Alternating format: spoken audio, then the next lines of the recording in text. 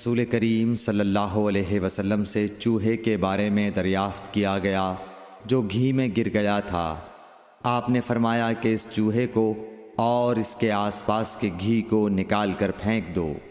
صحیح بخاری حدیث نمبر 236۔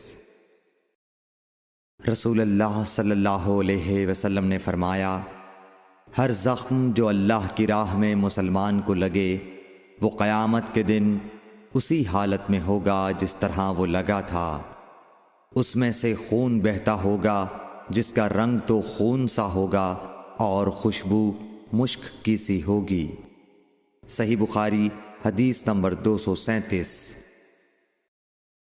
رسول کریم صلی اللہ علیہ وسلم نے فرمایا کہ ہم لوگ دنیا میں پچھلے زمانے میں آئے ہیں مگر آخرت میں سب سے آگے ہیں۔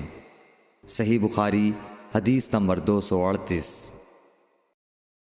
رسول اللہ صلی اللہ علیہ وسلم نے فرمایا کہ تم میں سے کوئی ٹھہرے ہوئے پانی میں جو جاری نہ ہو پیشاب نہ کرے پھر اسی میں غسل کرنے لگے، یعنی یہ ادب اور نظافت کے خلاف ہے کہ اسی پانی میں پیشاب کرنا اور پھر اسی سے غسل کرنا۔